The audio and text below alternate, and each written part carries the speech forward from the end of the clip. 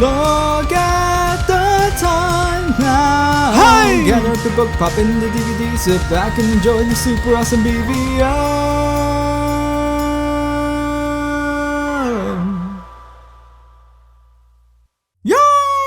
Hello bookworms, hello filmsters, I'm Katana and welcome back to another BV. For the 10th time, would you stop doing that? Why? Does it annoy you? Yeah, does it annoy you? I think anyone in particular would be annoyed if a ball hit them every freaking... Ever since Nico the Heartless blew up my room, I had to move back home for the time being. Haha, that's what you get for messing with powers you can't control. Yeah. Don't you guys have some pretty little liars to catch up on? Yeah, but it's more fun to mess with you. Yeah. Leave! What a wuss. Moving in general is not easy. As I was saying, moving, not okay. Maybe if you're around my age where you just don't give much of a damn anymore as long as you have food and water near you. But for a kid, it's probably bad. Kids are still too young to hold the power on where they can live, so where the parent goes, the kid follows. Sometimes it wouldn't be so bad, like a couple blocks down the street. Other times it would be crossing states, which would technically give off bigger pouts. And a lot of factors come into play, leaving behind some close friends, getting used to a new school, that sort of thing. But I think the biggest change of all is yourself, especially if you're moving to a new state. This is not clothes or accessories. This is you. This is your identity being shaped into the cultures of entirely new surroundings. I moved from New Jersey to Florida around the age of 5. I can't even imagine who I would be compared to now. Probably like a Triple G gangsta!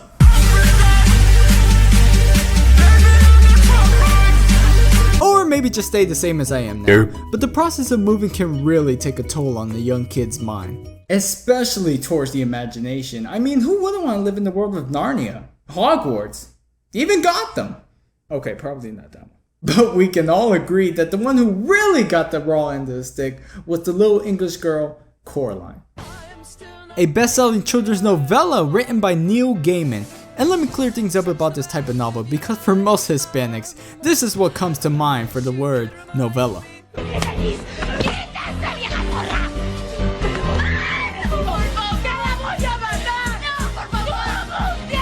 Bear in mind, that's just her on a good day. But as Google pointed out, it's either a short novel or long short story. So to put it in better words, it's too short to be a novel, yet too long to be considered a short story. I think Gaiman just wanted to be in his own league. And speaking of Gaiman, I should talk a little bit how awesome he is. Aside from writing books, he's also played a hand in journalism, written comics for both the DC Marvel department, done some screenwriting for movies and film, a little time on radio, an active blogger, and friends with the voice of an angel, Tori Amos. For me, the most interesting fact is that he's got a real rocking and talented wife who is sometimes known for being called Amanda fucking Palmer. Only some names could rock a title like that, and hers really rolls off the tongue well. Gaiman is an interesting man who's living an interesting life, rich with the influence of reading comic books and illusionary tales. One of those tales being Alice in Wonderland, which most people compare to his Coraline. Is any of that true? Well, why don't we figure that out together? Today, we'll be reviewing the darker and eerie version of Alice, Coraline. So what's the plot? Coraline Jones and their family move to a new home shared with some strange neighbors. Life remains boring until Coraline curiously explores a certain door in their home, entering a parallel world to her own, except it's a little bit more exciting and lively. She meets her other mother, literally named Other Mother, who wants Coraline to live with her in this perfect world. Coraline refuses and returns home, but when realizing that her real parents have been taken to the fake world, it's up to Coraline to bring them back. Sounds like a never-ending dream if you ask me. So, how are the characters in this one? We have Coraline, a curious girl who likes to explore and apparently needs guidance from her parents about what she should do with her everyday life. The Other Mother is the mirrored version of Coraline's real mother, who tries to convince Coraline to stay with her throughout the book. She's the one who built the world in all its perfection. Just stay on the good side and you'll be safe. The Black Cat is Coraline's only companion, a little sarcastic and confusing at times, but does manage to be helpful in the most stressful situations. Miss Spink and Forcible are two retired actresses who Coraline mainly spends her time with, and they provide her with the items necessary to conquer the mirror world. And finally, the three ghost children, a trio Coraline meets in the mirror world. They were victims of the other mother and give our heroes even more of a conscience to try and help them move on. Short list of characters, but hey, it's a novella, so what can you do? To start off with, what's great about the book is the overall tone. From sentences to the illustrations, there are some pretty graphic details that normally wouldn't flow in just any children's story. It's as disturbingly written as you can imagine. There's a part in the book where Coraline sees her other father in the form of a grub-like blob thing who was punished by the other mother. A little sad to read after seeing him more happy and cheerful in the beginning. And that's not all. I mean, the highlight of this entire book really is, in fact, the mirror world.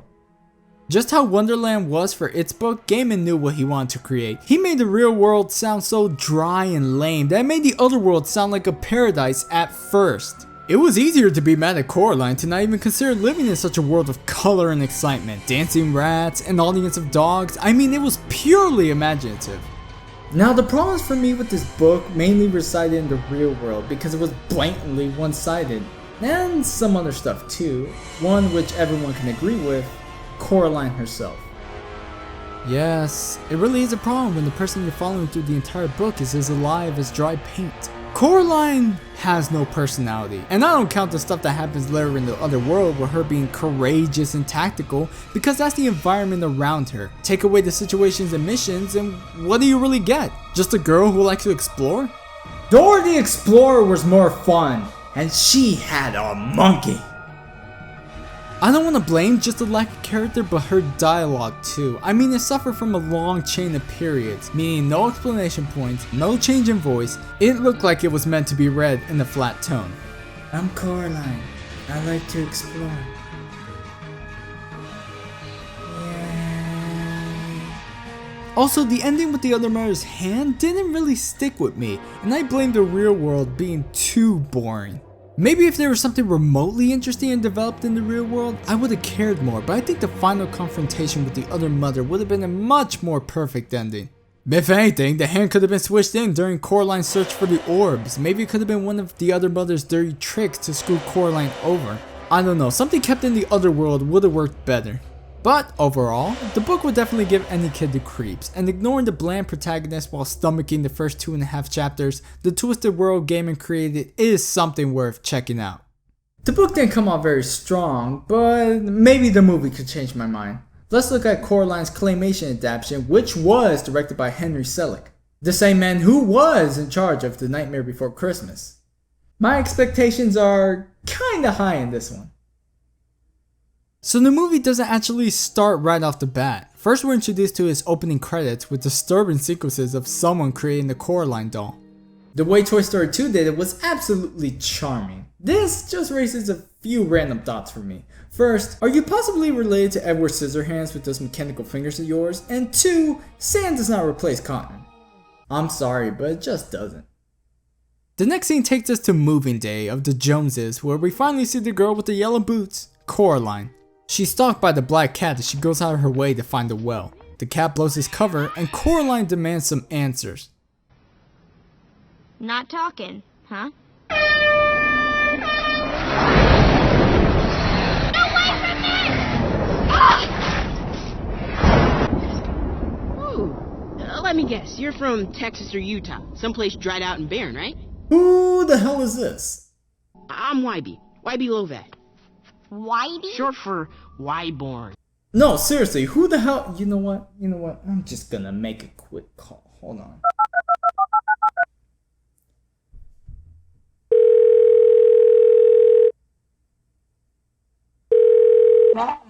Hi, is this CC Coraline Concerns? Cool, I'm calling because apparently there's this really weird extra in my movie. Sometimes they'll come in my window and bring me little dead things. Super weird. What? His name's Wybie and he's actually supposed to be in the movie? He was added in so Coraline wouldn't talk to herself so much as she did in the book? I'm gonna call you back. So, Wybie shows Coraline the well, banging on what sounds more like a goddamn safe room. And we can see the main reason why Coraline talks to herself a lot. Ow! And I don't like being stalked. Not by psycho nerds or their cats. He's not really my cat. Whitey? Short for Wyborn. Not my idea, of course.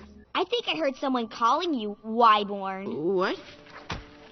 I didn't hear anything. Oh, I definitely heard someone. Why were you born? The guy's as innocent as a slug. Did you really have to be so savage?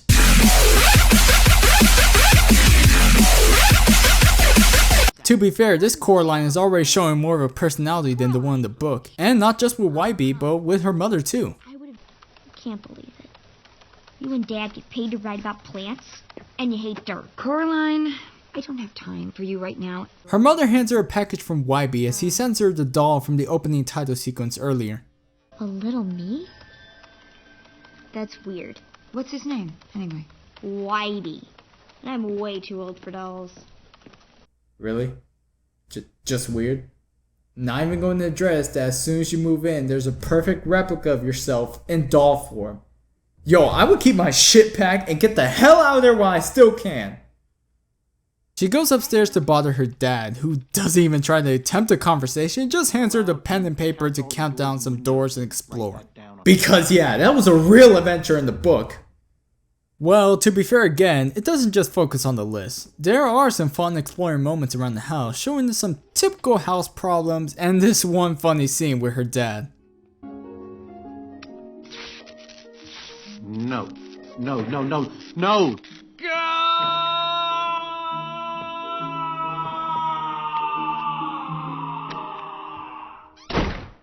So after more boring checklist work, she finds a mini door hanging in the wall. She gets her mom to open it, revealing nothing but a wall of bricks. And one place slime later, she's in bed, thinking how great it would be to be back in Michigan.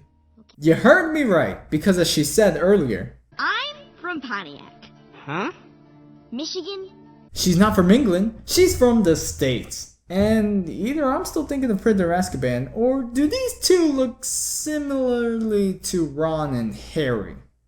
It can't just be me, right? Good night, little me. So, I guess this is how it is. After literally spending the day with something you said you were too old for, it gets the rickety ass chair while the bear gets the bed? Damn, Coraline's so savage! In the middle of the night, Coraline wakes up to a little mouse running about and follows it back to a tiny door where it's now open to an inflatable tube colored in aurora lights.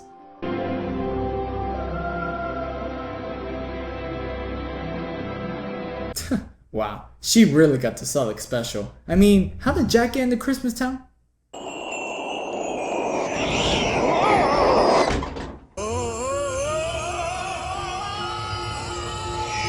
I can see pirates playing here. On the other side, she follows her nose to the kitchen where she meets her other mother. You know, there can be time made for names, Gaiman. She sends Coraline to get her other father, and after a loving but very unneeded song number, they all sit down at the table and enjoy a nice chicken dinner. At first, it seems great! All the mango milkshakes she could ever ask for. But when she wants to go home, they push her towards her other bed for the night. See you soon.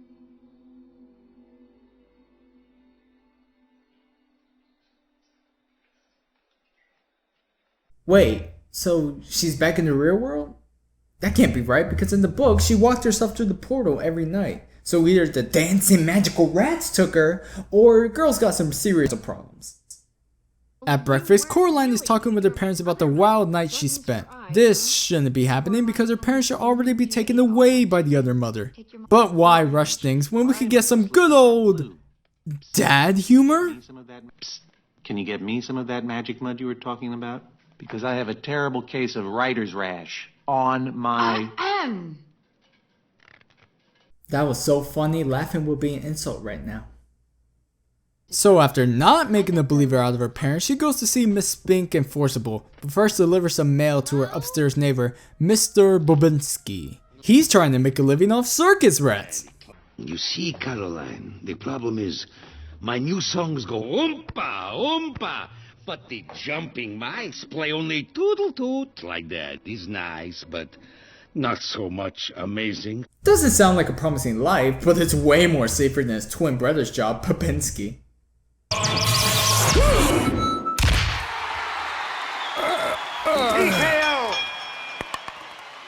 Given a parting beat and the warning from the rats to not go in the door anymore, Coraline finally visits the aging actresses who spend their days playing cards and taking care of their dogs. Are those dogs real? Our sweet departed angels. Couldn't bear to part with them, so we had them stuffed. You know, there's a fine line between admirable love and utterly creepy. You crossed that line. Congrats. Miss Spink decides to read Coraline's tea leaves, but ever since she was told she didn't have the sight, they can't tell the difference between a dangerous hand or a giraffe. Seriously, Hogwarts is like embedded into my mind right now. Coraline finishes her visit and is once again followed by Wybie. We're hunting banana slugs. What do you mean, we? Ha! Your cat's not wild. He's a wuss puss. What? He hates to get his feet wet. Jeez. Wuss puss. There she goes again for round 3. God damn, Coraline! You know, the more I see Wybie, the more I'm liking the idea of his character. In the book, Coraline would just be alone with the cat and explore together. But when an actual human who can communicate, she bounces off her emotions easily, showing some personality that the book couldn't do because, well, she was alone all the time. As much as a freaky weirdo he is, Wybie is pretty important.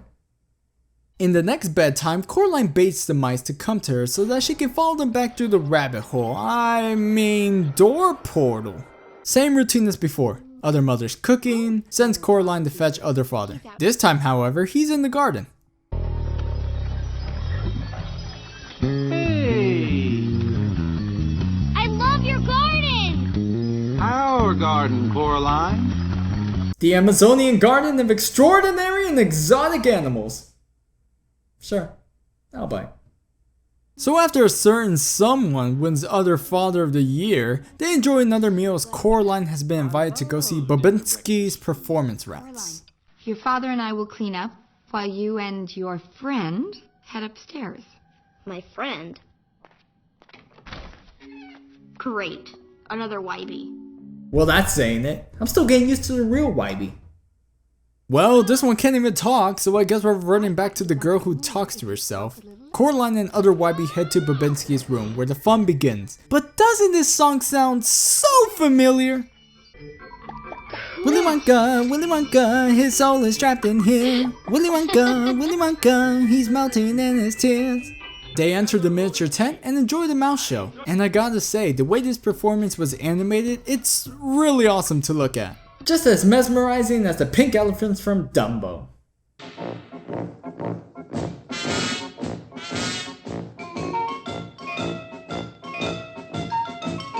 And our hero had to be drunk to see that. So, after congratulating Bobinski on the show, Coraline returns to her other bed with now 3 people watching over her. Starting to get a little creepy now. Taxidermy dog creepy. I mean, she's only known them for 2 days. It's a little off-putting to know what they could possibly be doing to her during this sleepy time. The next day, Coraline is taken a ride into town with her parents as her dad shops for garden supplies and her mom buys uniforms for the next school year. Why are they still here? My god, this movie's already reaching the halfway point and there's still no sign of legitimate conflict. The first day I'll give because he did explore more with the neighbors, but I really don't want to see the main events of this story played down. They were the highlights of the book.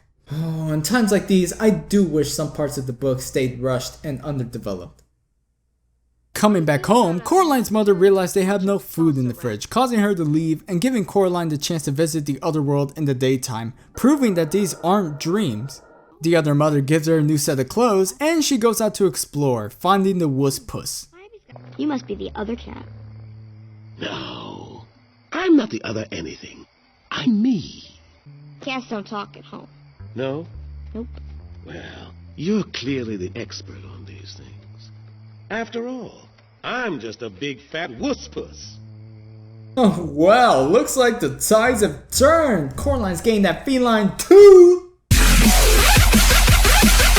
The cat gives a hint about the other mother being more than what she seems and runs off. Coraline visits Miss Spink and Forcible as they put on a show watched by a crowd of dogs.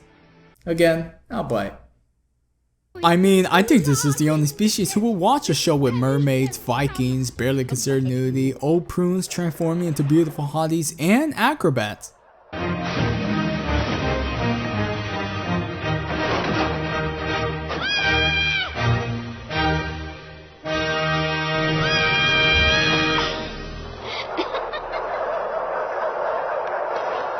Bravo! Bravo! Haha! Take all my dog biscuits! Every last one!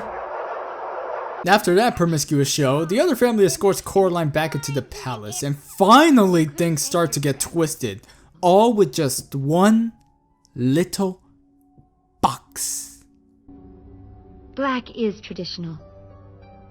But if you'd prefer pink, or vermilion, or... Oh, wait! You're not sewing buttons in my eyes! Oh, but we need a yes if you want to stay here. So sharp you won't feel a thing. Ow! I recommend you two stick with your day jobs because you two are horrible salesmen. So Coraline says no to the batshit crazy idea to take out her eyes and replace them as buttons, and heads off to bed. Bed. Coraline, sweetie, I know the book gave you a personality trait as, I don't know, as bland as a hunk of wood, but at least I knew in the book that you weren't a fucking idiot!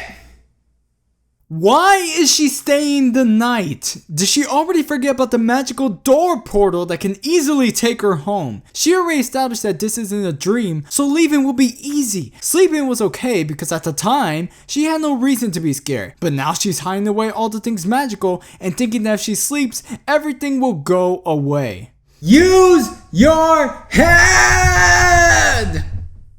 This is their domain! They're home! It's still not established how she's getting home every night because as the book noted, she goes through the portal at the end of the day, not spend the night. It's like if you got the creepy suspicion that Hannibal Lecter is a really weird guy, yet you stay in his guest room for one more night because it was a 3-day visit, and you don't want to be rude. It's like what? Mom! Dad! Oh, God. I'm still here? No shit!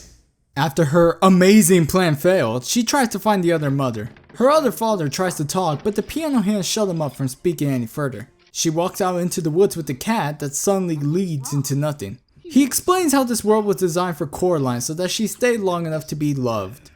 Or eaten. One of the two. Stop! It's one of the circus mice!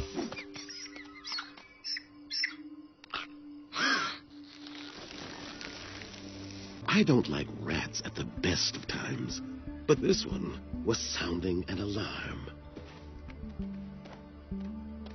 Good kitty.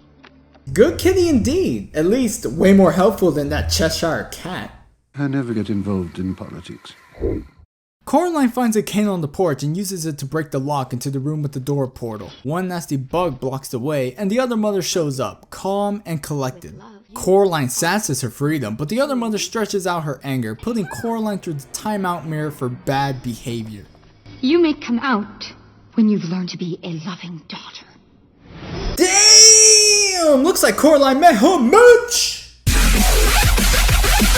And it's finally time we see the 3 children. Their story is better explained here than in the book. Deceived by treasure and wonder, their desires screwed them over in the end to be eaten.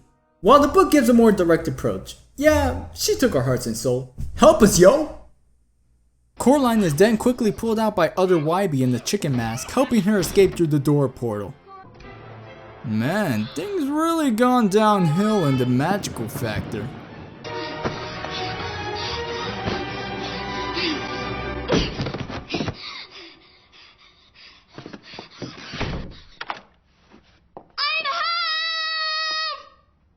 Someone definitely needs their medication. I mean, suddenly fearing for your life to incredibly bubbly is asking for some lithium. Coraline searches the house for her parents when Wybie pays a visit, asking for the doll back. As she's looking for it, she talks about the world and the other mother, creeping out Wybie. How is that even possible? Because he doesn't choose to believe or even listen to her, she chases him out like a crazy cat lady. She finds her parents' car empty and abandoned, so she goes to Miss Spink and Forcible for company. Don't you only make wings for the dead ones? Just looking ahead, dear. Angus hasn't been feeling very well of late. April? I'm sorry, but that's really messed up. Miss Spink makes a mean candy salad and gives Coraline the stone with the hole in it. She goes back home and makeshifts a pillow family to help her sleep through the night. Good night, Mom.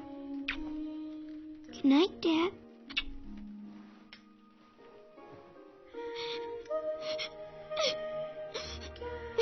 If that's not sad, I don't know what is. The cat wakes her up the next morning, indicating that it knows where her parents are and takes her to the mirror to show that they are in danger. The cat then shows her a doll of her parents, finally figuring out it's the other mother's doing.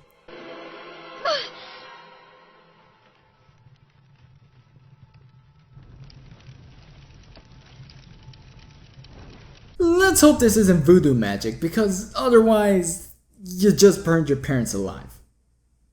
Coraline prepares for the journey ahead of her as she makes her way back through the other world. She hugs her other mother by accident and is treated to breakfast while discussing the rules of this exploring game. And what is it you'd be finding, Coraline? My real parents. And the eyes of the ghost children. If I lose, I'll stay here with you forever and let you love me.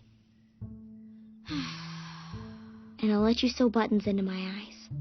And if you somehow win this game, then you let me go.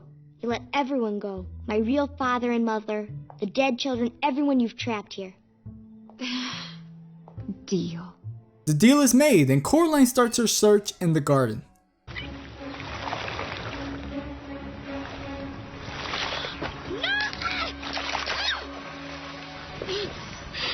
Ah yes, where else can you say? Holy crap, this cobblestone's trying to eat me! A trio of mosquitoes tried to steal Coraline's stone, but she snipes them from a distance, learning that it can actually be useful to find what she's looking for. Such as one of the eyes from the other father, who's being manipulated to doing the other mother's bidding.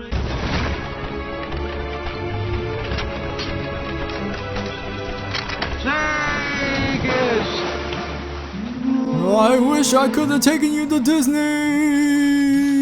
Bless you, miss. You found me. But there's 2 eyes still lost. They keep saying eyes, yet they don't look like eyes. They look more like pearls. You know, the way the book had it named.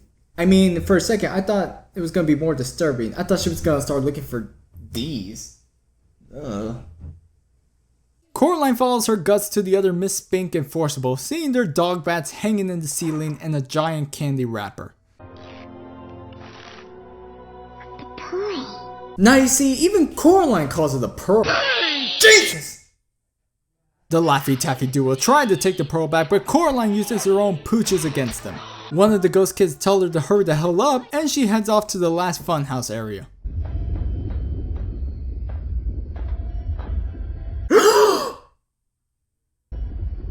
Oh, Wybie. God damn it, Selleck! You and your techniques! Coraline enters the room and confronts a slippery Babinski, trying to convince her to stay. The hat comes off and this legion of rats scatter from his body, with one of them taking the last pearl.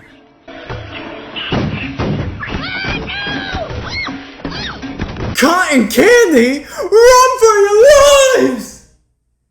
The pearl escapes from her grasp, and it looks like time is almost out for poor Coraline. I've lost the game. I've lost everything.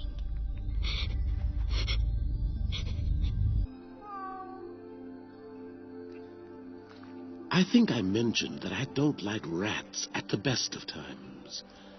It looked like you needed this one, however. Thank you. You know what?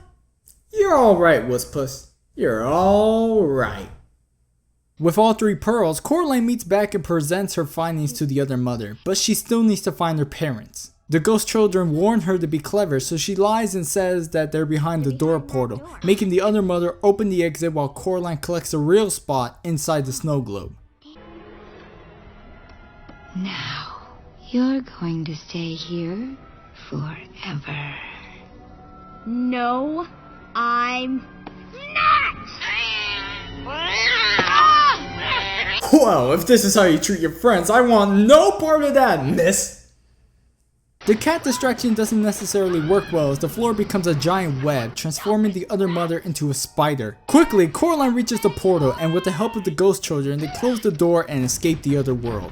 Whew, what a close one. I mean, after all that, they still don't believe her, and the cat's got a reason to hate, but at least it's all over now. You're in terrible danger, girl. Oh god, come on! In her dream, the 3 children visit her, passing along a warning that the witch will continue to come as long as the key is still around for the taking. She walks to the well to dispose of it, but the witch's mechanical spider fingers jump at the key, dragging her back to the house.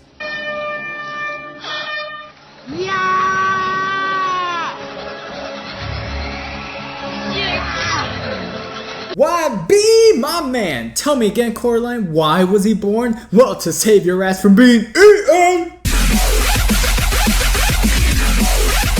YB tries to capture the hand, but the stupid rock gets in the way and knocks him into the well. The hand tries to Mufasa YB, but Coraline pulls it away, giving YB time to recover and smash it with a rock, sending the remains down the well.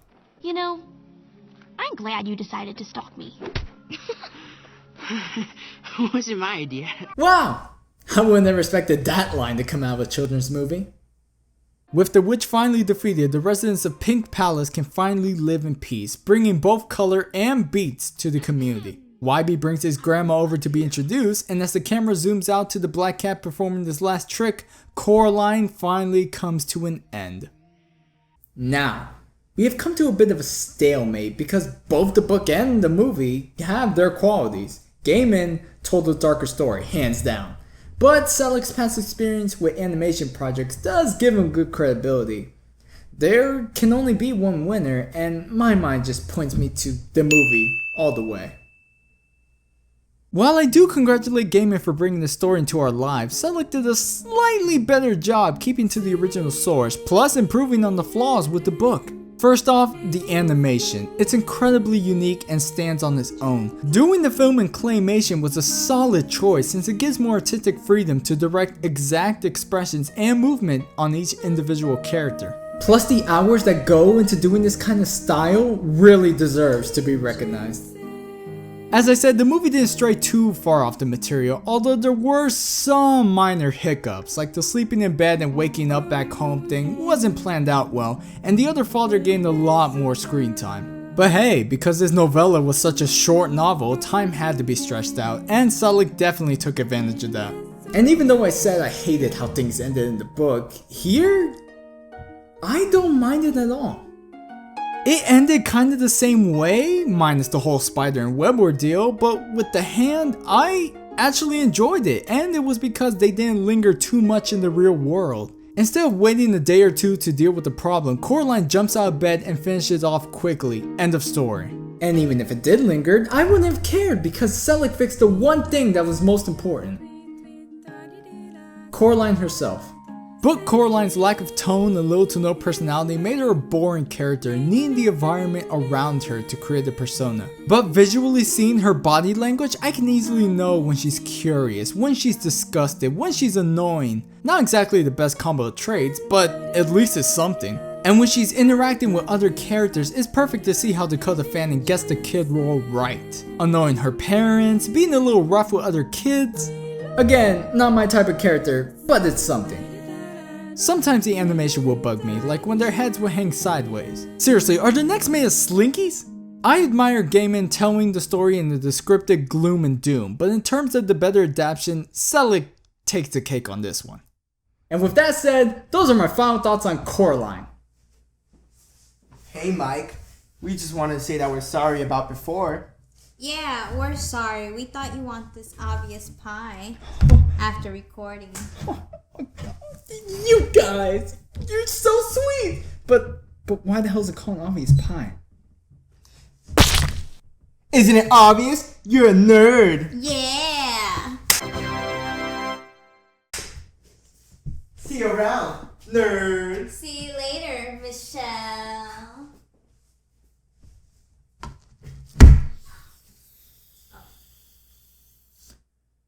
Read the book. Watch the movie. Make your own opinions. I'm Kadana, and it's so great to be back home.